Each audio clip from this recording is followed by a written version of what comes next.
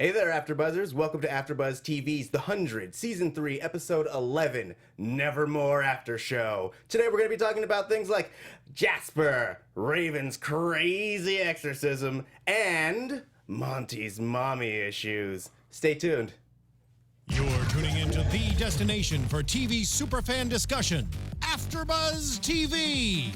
And now, let the buzz begin. Welcome back. Thank you for joining us. And if this is your first time, welcome for the first time. I'm your host, Tauri J. Miller, and I'm joined by two wonderful panelists. The power of Christ compels you. That's Ben Bateman. You can find him at Ben Bateman Media. And then also, Alexis. Alex now.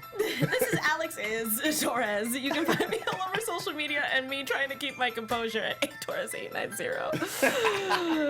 Oh, man. And as you can hear, this is the Exorcist theme. Yes. Because we had a really great Exorcist-themed episode of The 100. If you haven't seen the movie, it's great. The Exorcist? Yes. Yes, no, you're correct. Yes. Also, before we jump into it, make sure to like and subscribe. We're available on SoundCloud, Stitcher, iTunes, YouTube, all the places where you want to listen and talk about your favorite shows. We're there. So make sure to support us and all that jazz. So let's jump into it. Yes, let's jump into it. I would love it actually if you were jump doing into like it. a deep demon or like a Buffalo Bill. I can't really do like a really good demon. It just kind of sounds like a joke. Like I always think of Jonah Hill in This Is the End when Jay Baruchel's like, "The power of Christ compels you," and he's like a demon. He's like, "Does it, Jay? Does it really compel me?" or something like that. That's always what comes to mind for me. But anyway, this episode was great. It really was. Yeah, I really enjoyed this one. And I like that we picked up exactly where we left off from the last episode with Jasper and Clark kind of hanging out in that truck. And I had forgotten, since this is our first time seeing them together, since probably the last episode of the second season, and I didn't remember how much animosity would be between them. Jasper and Clark. Yeah, Jasper and Clark. So he came right out the gate, and he spent the whole episode really like driving it hard that he hates her. Yes. I mean, do you guys feel like it's justified that he feels the way he does, or do you think he's being whiny? Like, what do you guys think? I mean, they're all kids, is the thing that we still have to remember. So, like, not only do I think that, like, he's justified just in the sense that, like, Clark murdered his girlfriend. I mean, to some degree, she did. Whether or not it was, like, to save her people, however, like, he loved someone, Clark was behind her dying, and these characters are all, like, 19 or something. Like, I mean, they're all like angsty. Like, he's, whether or not it's like correct for him to feel the way that he does, he's definitely going to, and I think he's justified. I mean, he is a little pouty, like just in general as a character this season. He's like it's just kind of emo this season. Like, he's like very whiny, but at this point, the way that he didn't smash the chip, so like it was a little reserved, you know? Yeah. He held back a little bit. A bit. I mean, I had thought that he kind of was over it. Because we had that moment when he was crying over Finn's ashes. And then he was okay from then. Sure. But I guess, like, her arrival kind of had those feelings bubble back up. I mean, what do you think, Alexis? You seem to have had feelings. You have so many feelings. All the feels. Oh my gosh. Keep it down. Gotta just turn on like a light switch. But I have actual mixed feels about it, because I understand coming from someone who has had like I said, depression, anxiety, where I've had triggers and things like that, and things come up and whatever. But at the same time, it's really hard to push through with Jasper because it's been so constant. You know what I mean? Yeah. And I understand that he's grieving and it sucks and I feel really bad, but like at the same time, I'm kind of like, we have someone's life that's in danger right now. So dwelling on your own past crap that's happening is kind of BS. A little bit. Just a little bit. But I understand, because I agree with you that they're young adults that don't really, there's a lot going on. Yeah. And so I feel bad, but at the same time I'm kind of like, please, adult up and let's figure it out together. Yeah. Yeah. I loved, to your point, just you mentioned the two of them seeing each other. I just kind of loved that in general we got to see so many of the characters of the 100 back together. It's been so long since we've had a scene with all of these characters in the same room. Yeah. I mean, just from the minute like Clark walks in, I was actually almost a little more surprised that everybody wasn't more like, Clark, what's up? Like it was like people were just kind of not surprised that she was there. I feel like they've been so used to not having her around that it was just kind of like, oh hey. And her like randomly showing up out of like an air duct or like sneaking through a doorway, just like totally randomly. Like it's so weird how disconnected she became from the rest of the group as the show progressed. I mean, she really just became an entirely separate part of the show. Yep. Yeah, well, it's because her as a character has been put on such a high pedestal, which I think that the show has done a good job of. Like that distance just shows how isolated she's become, and so like it kind of highlights the relationship that she had because it was the one basically equal dynamic that she was able to establish, where she didn't feel like she had to protect her like Lex or anything like that. Yeah. And so that's what made that loss so heavy on her, and that's why she's still holding on to her chip and all that stuff. So I like that aspect, that she's so isolated and that she's on such a high pedestal that like no one else can really like touch her, but she doesn't really want to be there. Did you said holding onto her chip? Did you mean holding onto her clip? Is that your name? I was really hoping we could push through that and it wasn't gonna come up, but it did. It did. Woo! That was all I needed. It was just that little woo, and then we're good to go. For those of you on audio that don't know, clip is Klexa. It's Klexa's replaced by the Chip and Clark. Yes. That is now Clip. Which I love that. Which lives on. Well, yes, that too, and also the fact that Ricky had no idea. Yeah. That was a thing. Of yeah. Clip? Yeah, absolutely. That was really funny to talk to him about that. Sorry. I feel with Clark, which you were talking about, it's like she's almost like the character who like grew up with all the kids in the neighborhood, and then she got real famous and like went through a bunch of stuff, and then she's back in the old neighborhood, and she's like trying to like have heart to hearts and talk to people, and people are just like, what do you know? You're not around anymore. You don't know Yeah. what's going on. You've been up in Polis in a tower, like hanging out with warriors and like having romances and like, you know, being part of the clan. Like, I mean, the tribe, what the 13th clan. Yeah. Yeah, you're right. Yeah. You're right the first time. Yeah, like- you just made the whole chat so super happy with Clip. Sorry, had to point that out. So when she's back in the fold, that's a little bit what it feels like. Yeah. She's trying to relate to everybody, but I mean, and there's a great line obviously later. It's like, you know, maybe there are no good guys, which is kind of a nice moment to realize that she's not the only one who's just totally shattered. Like they've all just had to go through stuff and do horrible things, but nonetheless, like that was an interesting dynamic. You see that show up a lot in storytelling, obviously. Yeah. You know. And speaking up, since you brought up the line, I feel like that line has been uttered in the show before. I feel like it was like a way of them circling back. And chat and listeners, correct me if I'm wrong, but I feel like that's been a theme in an episode before. Especially since this episode has kind of brought up a lot of the baggage that all these characters are carrying over the last 2 seasons. Like we got to revisit so many different pieces of everyone's past on this show, which was really interesting. But like I feel like that line in and of itself is something that has been uttered and something that kind of echoed a lot deeper now. You were right. Everybody's saying in the chat that it was a reference to the end of season 2. Ah. Yep. Yeah.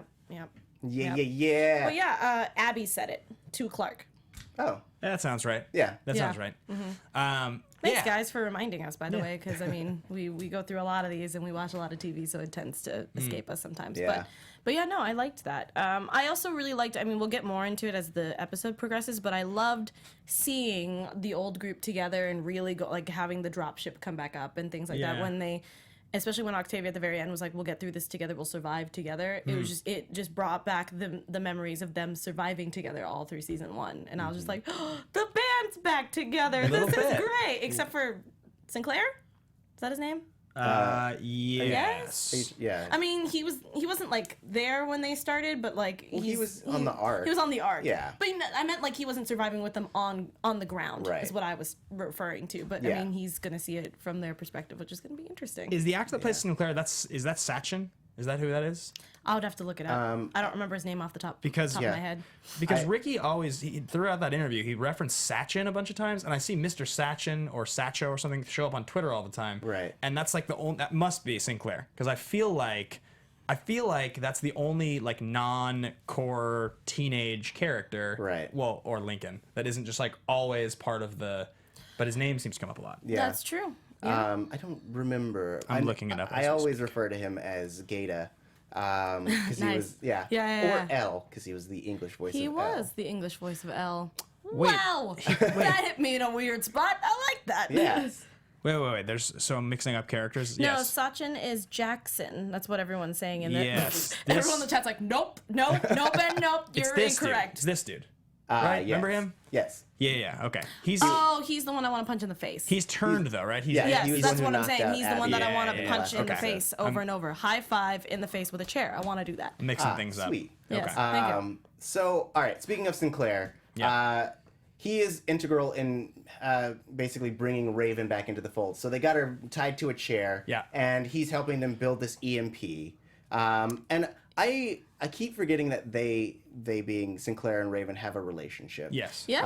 Not a romantic relationship, but they are friends. Well, yeah, he's the one that I guess not trained her, but like they worked together a lot Yeah. back on the Ark. Right. Yeah. So yeah, I remember. Well, and I think even back up in the sky, I think she has history with him because she had the heart palpitation, which is why she couldn't be a pilot, right, or an Yeah. astronaut or whatever. She couldn't fly, and it was like him, I think, who had to tell her that or something. It's funny because I actually didn't like him at first because he was one of those tough love kind of guys. So Yeah. anytime he would talk to her, it kind of sounded like he was degrading her, but it was actually just tough love, and I'm just like, "Arr." But that's just because my mom's the same way. So I'm just Right. like, And then, right. So, and he's sort of like her mentor because I remember on Yeah. the ground. Then after she gets the paralysis in the leg, he's the one who like gives her purpose, and he's like, "No, you're brilliant. You need Yeah. to keep working." Yeah. It wants to inspire her to feel like she is needed Yeah. again. So he has like definitely a lot of investment in her. yeah, and I really loved hearing him like kind of freak out of the fact that he wanted to help Raven, but he was scared of frying her brilliant brain, as he put it. And I thought that was really nice to see that side of him. Yeah.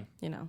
I mean, yeah, it's always a scary place to be when you don't know if what you're doing is going to leave someone permanently brain damaged or anything like that. I don't know how her body is not permanently damaged. I mean, I like that her first line after waking up is just "ow." Well, because in my brain, when she started to like cough and breathe after, I was like, oh man, it's just like when you go to the dentist and your tongue gets numb and you start chewing on it, Right. And you're like, oh man, this feels great, and then after you're like, oh, I've made a huge mistake, Oh yeah. like that, but obviously 10 times worse. She's just like bashing her head agaast a wall. yeah, her dude. wrists have been cut open. Her neck has been cut open. She's just like, Oh, yeah, she broke her arm, barely wrist? can move.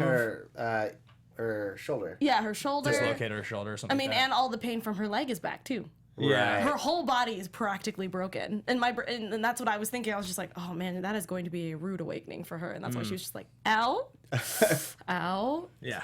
I mean, comparatively to when Allie was essentially flooding her with all of the pain, Yeah. I guess it must be a little less so. Yes. Right. But also, I feel like because of all that too, she's probably in a little bit of extra pain and way more exhausted than she should be. Right. Yeah. Yeah, definitely. She definitely got She needs a beat up break. pretty hard. Someone send her to Hawaii and just like hang out. Yeah. Have a All right. pina colada. So we'll back it up to Yes. Yeah. so before she was saved, she was basically like a demon possessed. She was making guttural sounds, trying to escape, trying to get any information she could for Allie. Right. Essentially. Yeah. That was crazy. Yeah. I personally absolutely loved the sort of like sci-fi horror take that this episode took. Yeah. Where Yes. she's basically Shang Tsung from Mortal Kombat the movie. And when Oh my gosh. And she's like, it's like everybody has to face their worst fears, and she's like telling it like it is, you know, and everybody's having their moment of like, no, don't listen to her, but then everybody breaks. Yeah. Yep. I loved that. And I also just like loved the sort of the feeling that all these AI people who have taken the chip are just zombies, and like it's just they started to just inject this total like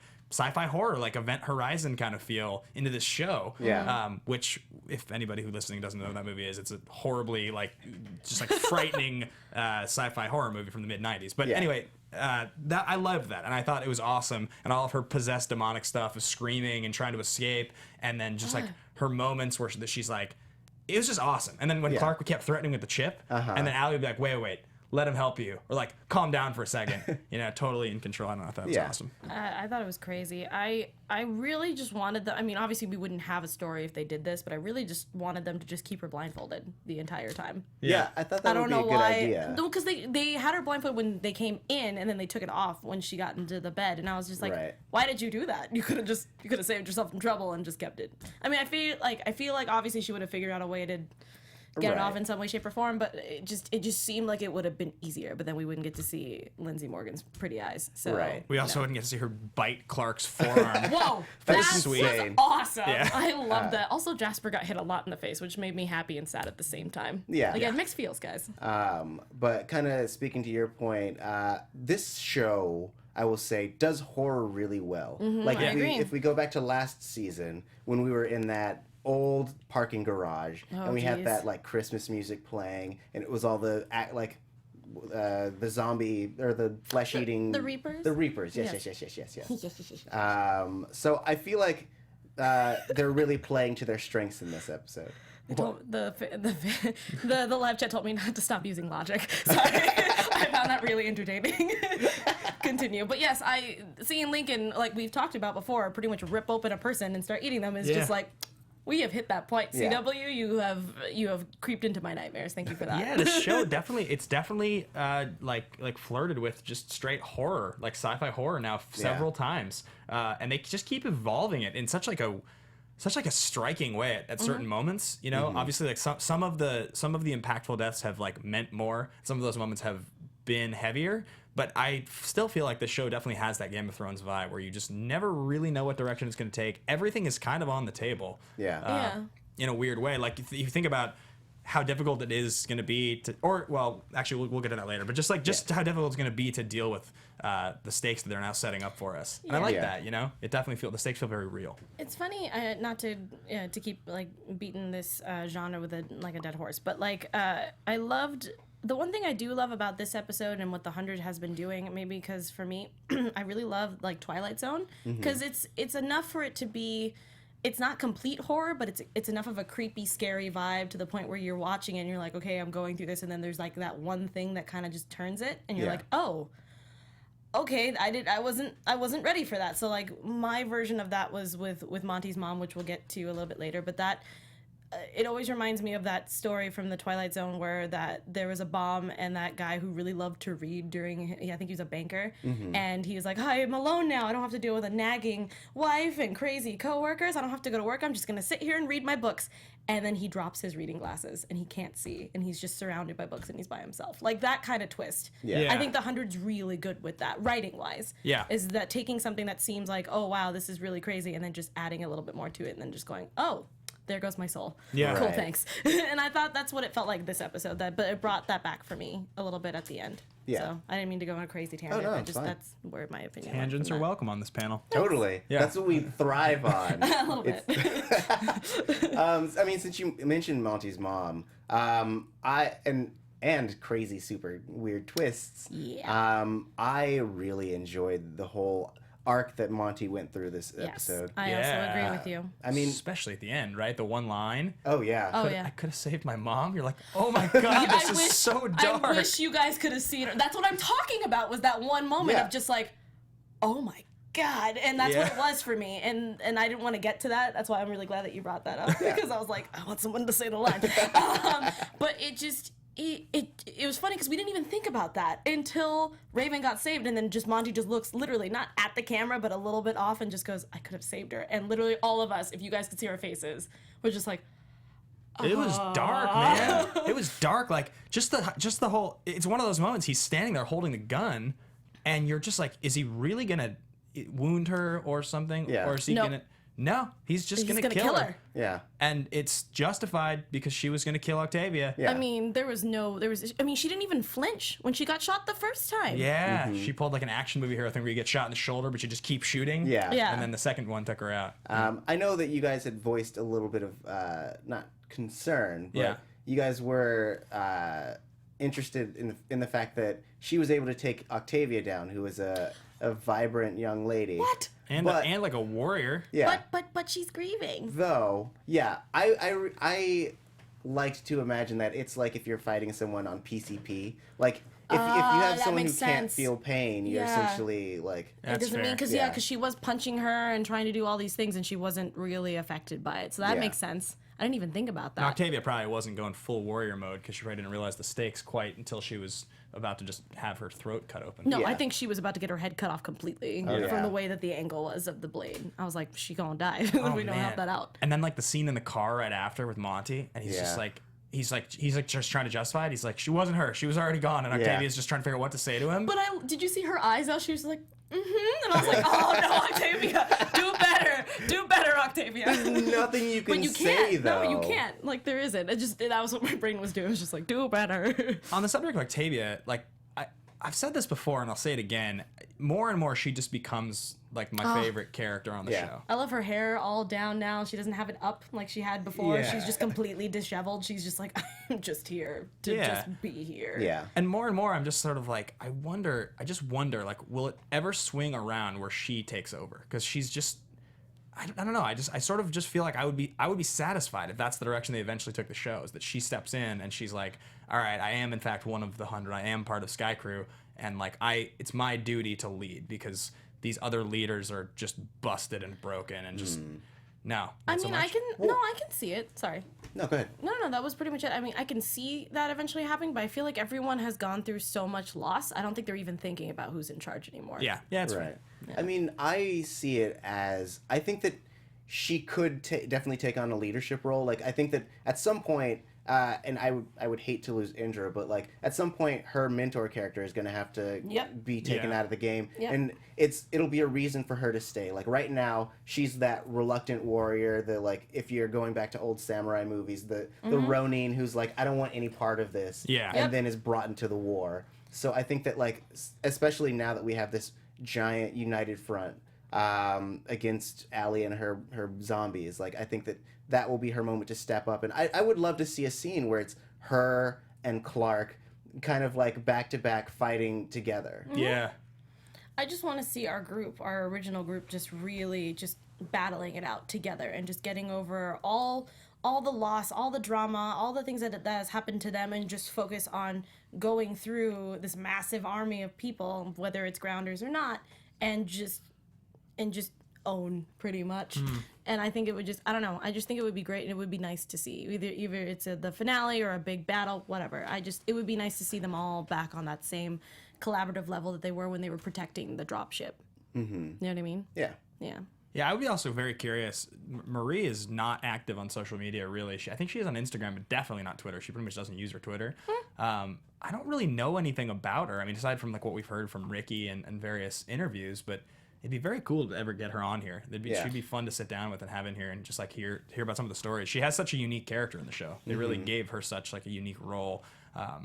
Very, very interesting. I like the development of her character a lot. Yeah, I think she's the one character. I probably have already said this way too much, but I think that she's the one that's gone through the most character development. I think. Yeah, definitely. I mean, I would say so. I think she's definitely had the biggest arc. Yeah, I'd agree. I mean, and kind of jumping off of Octavia, I want to talk about Bellamy for a little bit. In that he had a rough episode in that like all of his sins are kind of coming back to haunt him. Yes. And I like that that possessed Raven called out the fact that he's very much a follower. He's always looking for someone to take the lead so he can just be there. You know? He's not the typical, when he came out of his little tent shirtless with two women coming back with out, the guns. with the guns. Right. Like that's not. I think it's great. But it's nice to it's crazy to me to see all these characters from when we first saw them with "We're back, bitches" to shirtless Bellamy drinking and whatever and having sex, and now he's got scars all over his face, and he's pretty much not like the most hated character, but he's pretty much despised in every aspect of the word. So was that the first time since it happened that the Bellamy Raven sex was actually referenced in the show? Yeah, I think it actually might have been. Like I think that happened so early on as such just like a tertiary moment. Yeah. And then it's like just never been brought up again. But I'm glad that she did, though, because I was sitting there going, what is she really going to put on top of Bellamy besides the fact of his new girlfriend that didn't last very long? It was like 3 months, you know, that kind of thing. But I was like, oh man, I wonder if she's going to use their relationship. And I was like, well, their relationship wasn't really that big. It just kind of happened. Yeah. Yeah. So, I mean, I also like that she brought up the fact that when the culling happened, it was all Bellamy's fault. yep. Yeah. I had almost forgot about that, and then she said it, and it really like all flooded back that he has so much blood on his hands. He at this does. point. Yeah, he and Clark are like competing. All the time. Who's with killing, killed more? Yeah. Yeah, definitely. I did like Octavia's line to him when they're arguing at the beginning, and she's just like, just because you turned in Pike doesn't mean, like, what was the line? It's like, just because you turned in... It doesn't make you a good guy again. Yeah, it doesn't make you like a that. good guy again, right? Yeah. Like, you just did that because you were trying to protect me, not because... And I thought that was great. I mean, I've said it before, like, his character is definitely one where they've pushed him pretty far. His moral compass is pretty gone. It's to bring him back as a likable leader character is going to be hard to do. Yeah. I mean, he's got a lot of blood on his hands. Yeah, I was gonna say, I think he's making his way very slowly, but I feel like he's already trying. But I love how we've all kind of already forgot just a little bit about it, especially with him trying to help everybody out. Like, Jasper, go take a break or take a you know, whatever, and he just goes. You know, like we just kind of just threw that in the back of our mind for just like a split second. So if Bellamy and Clark are on opposite sides of sort of the same coin, like I guess they're sort of like the analog to one another in a lot of ways. Right. I was noticing in tonight's episode, like the way people were talking to Clark and just the way that she's navigated this entire saga, especially like the stuff with Lexa and sort of not abandoning her people, but like just jumping ship to be over in Polis and all that. And also with her sort of like that martyr attitude she takes, she's kind of a selfish character, right? Yeah. She kind of has this like, I'm just doing this to help people attitude, but at the end of the day, it often feels like she's just like serving herself under the guise of serving her people. Didn't Raven bring that up? Yeah. Yeah. And I wrote it as my first note, and then she starts talking about it when she's giving her the thing. And, like, it's kind of interesting that she's supposed to be the lead character, but in a lot of ways, it's not that defensible, like, what she's done. Yeah. Well, I mean, though you could say, I guess, to try to defend the indefensible. Here we go. It's all been out of, I guess, perceived necessity. Sure. I mean, yes, since the beginning, she has been the character who's kind of tried to fight for what's right. Yeah. And so, like, I think that she's supposed to symbolize, like, idealism. Like, if you have an idealist character, I mean, and she has many, many flaws. Mm-hmm. Like a human being would. Right. Yeah. Whereas, like, the other side is Bellamy being, he's kind of a realist, but he's also the opposite side of an idealist in that, like, his ideals are all about using force and her ideals are all about passiveness. Yeah. And so, like, I think that yes, overall, she is selfish in that she wants everything to happen the way that she thinks it should. Yeah. But I think that it comes from an altruistic place. Yeah. Because it never seems like she's doing it for her own sake. Like, if anything, it feels like she's doing it in spite of what she actually wants. Because I think the first selfish thing she did was when she left Arcadia. Yes, I completely agree with that. So, okay, if you take the two characters and you say that Clark was pulled into the sort of lifestyle in Polis and her willingness to kind of, like, stay there and like, I guess, like, back Lexa and all that because of her love for Lexa. That was, like, her selfish decision because she loved Lexa. Whereas Bellamy was driven by anger and sided with Pike and did something horrible. So that was, like, sort of his selfish decision. It's interesting the show presents those two characters to us, though, where Clark's is driven by love and she's, like, this fierce, respectful leader, where Bellamy's selfish decision was driven by anger and willingness to be submissive to somebody who seemed like sort of a corrupt leader. Right. And the idea that whose actions are more defensible, they present it to feel like Clark's should be more defensible because of the reasons she made him, whereas I don't know that that's necessarily the case. And I was going to say, I completely disagree with that, because not what you were saying, but the fact that they both did something that was wrong, but to them thought was right. Yeah, they present Bellamy as a much weaker character, even though both of them, I think, made questionable decisions to abandon their people in some ways. Right. Yeah. I think, I would say, as a character, Bellamy is weaker. Yes. Yeah. Because I think that when it comes down to it, he never has the like, heart to make the big hard choices, Right. and that's why he's such a follower, is that he leaves it to someone else to make those choices. He'll go right up to the end, and then he will put someone else's hand on the button. Yeah.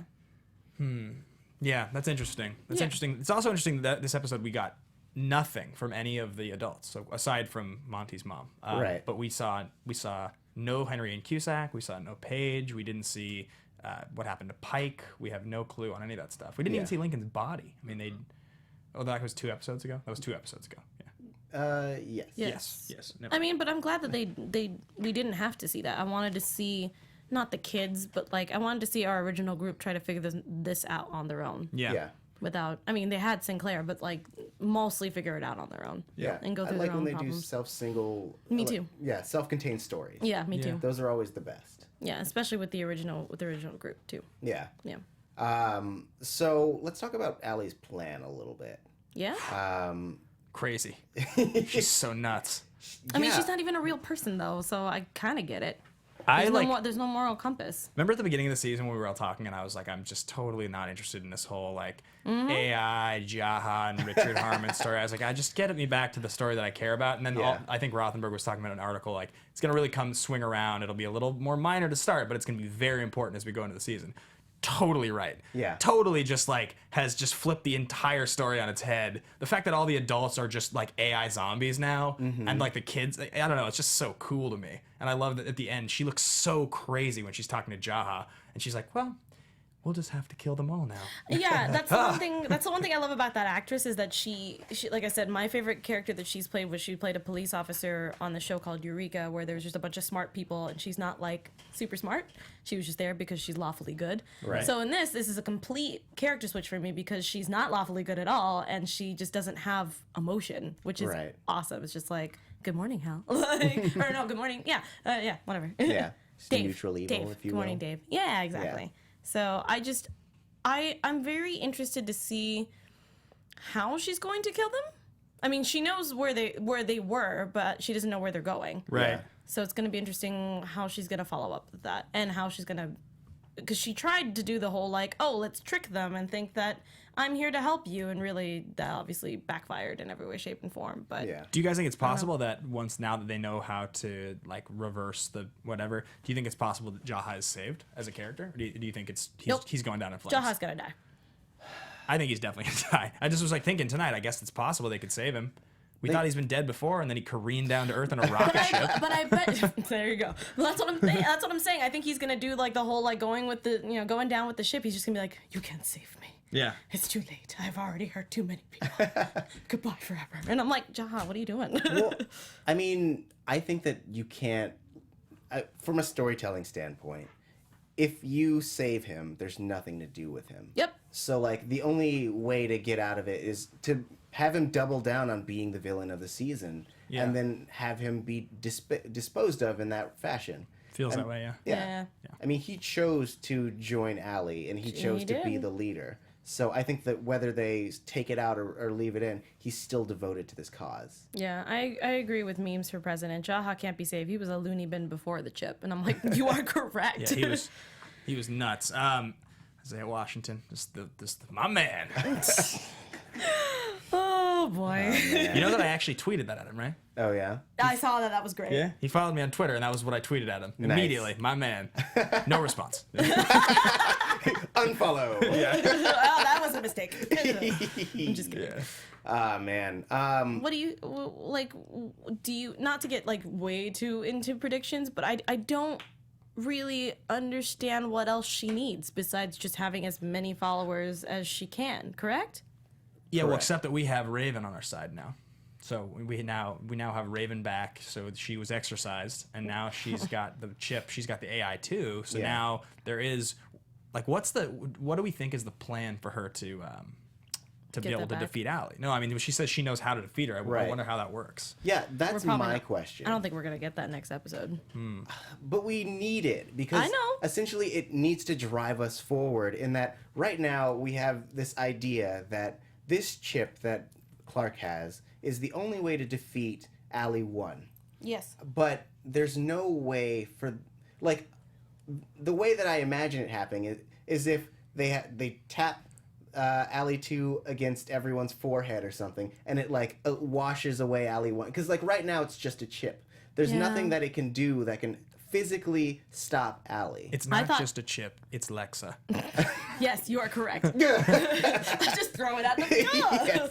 No, at first I thought they were gonna put it in Raven, and then Clark was gonna have like a major meltdown, and I was like, wait a minute, let's bring That it would back. have been great. But that would have been great. Yeah. But then it would have been weird. I think a little bit. Yeah, Just a that little would have been bit. super weird. Yeah. And then I would have my final fan fiction of having Raven and Clark together. But anyway, I digress. Is that your ultimate? Really? Is that your ultimate fan? I'm weird about Claven. blondes and brunettes together. I don't know. It's weird. You want Claven? I didn't know that. That's just me just being weird. It's just two people I'm attracted to. I want them to be together and then be with me after. Sure. That's pretty much how I would want that to happen. Anyway, I feel like there's going to be a way to like not kind of in the same way that you were saying, but not with just like the power of Christ compels you or communion to you. I guess there has to be a way to replicate it. I just don't know how. You know what I mean? Yeah. Also, though, so they're gonna go and try to save the day, but like Clark's whole mission was to get this chip to Luna. What happened to that? I think that's coming back. We had to put a pause. Do you think Clark's gonna do the thing where they're like, okay, Avengers assemble, we're going to do our thing, and Clark's like, no, I'm taking the chip and I'm going off my own. Trust me, Luna's the thing, because I am selfish and think that I'm right, and this is my thing. Do you think that'll happen? I'm not even kidding. Like, and not because she is selfish, just because she's like, I have the vision. This is the vision. It's gonna work. Yeah. I think it depends on what the plan is. If the plan hinges on Alley 2 being inside of a person, then she's going to be like, well, that person has to be Luna, so we have to bring her into the fold. If the plan is that essentially you hook up Alley 2 to like some kind of machine, then Where's the backpack? The backpack is on Jaha, isn't it? He's got the backpack, I think. Oh, So would you have to put the chip into the backpack? Maybe. don't we all think that it's completely like from the poetic standpoint what will happen, that like the chip is going to end up in Clark, like, because it's Lexa, Right. so they get to be together forever because the chip goes inside her? Like, doesn't that just feel like that's what's going to happen? No, I bet you it's gonna. I mean, we're already in Yeah, predictions. why don't we move into predictions? Might as well just get in. Pow, pow, pow, predictions. Your AfterBuzz TV predictions. That's okay. I'm losing points, bro. Heem. Ooh. Get out of here.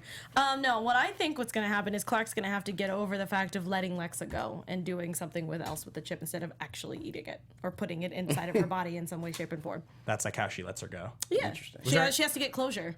Did you guys think it was possible Jasper was going to smash the chip at all? Even as a small chance? I wanted No. him to. I know you wanted him to. I could see it in your eyes. I did. I wanted it to happen. Want to watch mostly the world because- burn? I mean, kind of. Also, Game changer. It would, because at that point, then it would have been more drama, especially since the next moment was revealed that was the only way to stop Alley. Yeah. So then having him would've been great. destroy it, and then them having to find out another solution, whether it be to create a giant EMP and destroy the chips that way. And give everybody brain damage? Yeah. All of the adults. Every Yeah. single one Just of like them. you just come back to town and just all the adults are just like kind of off. They're all good again. The chips are all gone, but all the adults are just kind of just like a little bit off. You're like, huh. That's terrible. That's horrible. It's But great. Sorry, that sounds awesome. Let's do that. Yeah, I think that. Just like eating glue back at just like, Oh, that would make me so sad. Tari is so amused. I really Give am. Abby a helmet. But like, I feel like there's no way that they're gonna be able to do that unless, like I said, there's some way where they can take your idea plus dealing with the chip and the backpack and just like electrocuting everybody and just making it work from there. I have no idea. I have a question. yeah. Go for it. Do you guys think that the Alley zombies will be what unites the Tree Crew and Sky Crew? Yes, that's what I was gonna talk about next. Okay. Is that my prediction is they will go back to Polis in some way, shape, and form because we gotta get Right. Not Monty Murphy out at one point. Yeah. Maybe we'll see. And I think that they're gonna see what's happening and they're just gonna be like, this cannot be, and we're going to kill everyone. But we will try to help not kill them at the same time. Like I think there's gonna be some sort of Avengers Assemble, but with everybody. Yeah. Yeah, Lord of the Rings style. I don't know. I'm sticking with my prediction. It's the chip will end up inside of Clark. And Okay. All right. whether or not that works, I could see it not working, which would be sort of awesome. They Yeah. like have a big moment where they like, cut her neck open and put the chip inside her, and then just nothing How happens. you doing Yeah. this to me? And Clark's just like in a lot of pain, and then she's like stitched up and healing, and everybody's like, "What's going on?" She's like, "I don't know. It's just not working." And then Just are being so upset, just being like, "This is supposed to help." yeah, because I mean, how could they do right all the time? Like, that could be like a super interesting way to move the plot forward. Then they have to Yeah. take it out and try something else with it. I don't know. I'd be so funny because all three of them would just be like, "Ha!" and just like that would be Yeah, Neat. the end. yeah, exactly. Yeah, I don't know.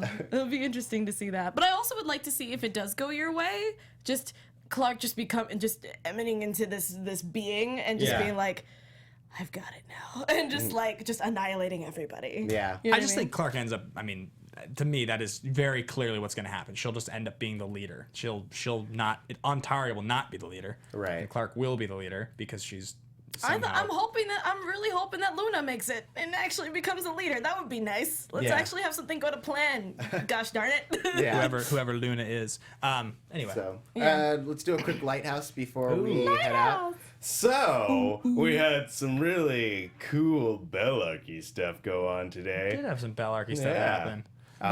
And then we had some sweet, sweet chip action. Barf. Clip, buddy. It's Yeah. clip. Oh, I'm sorry.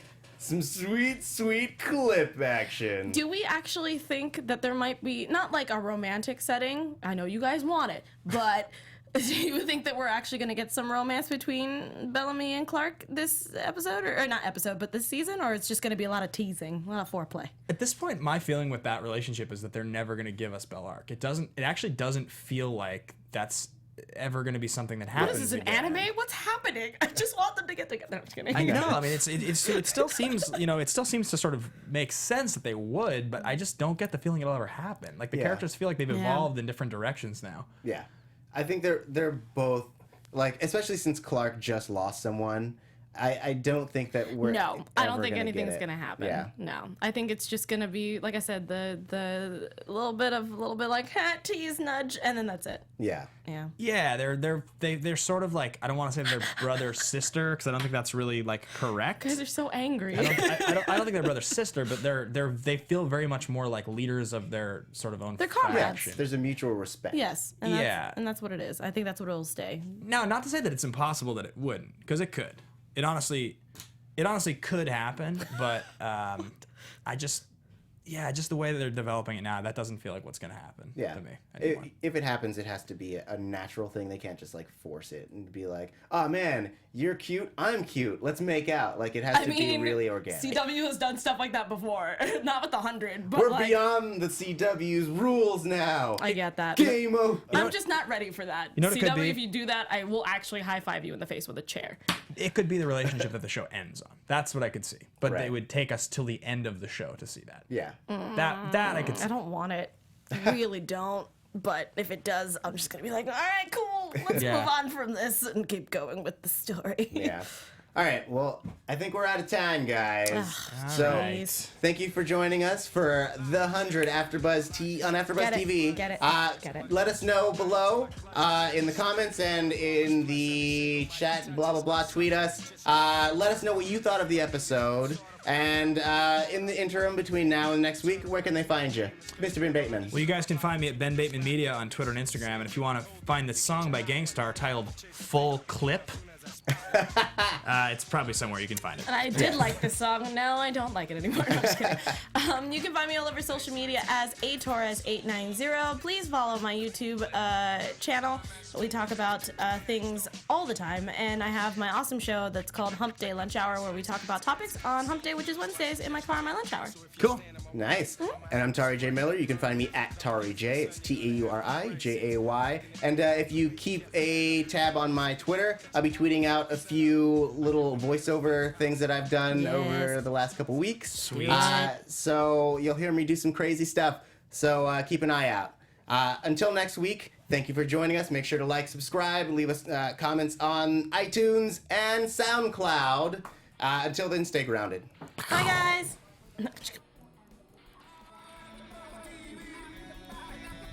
From executive producers Maria Menounos, Kevin Undergaro, Phil Svitek, and the entire AfterBuzz TV staff, we would like to thank you for listening to the AfterBuzz TV network. To watch or listen to other after shows and post comments or questions, be sure to visit AfterBuzzTV.com. I'm Sir Richard Wentworth, and this has been a presentation of AfterBuzz TV. Buzz you later. The views expressed herein are those of the hosts only and do not necessarily reflect the views of AfterBuzz TV or its owners or principals.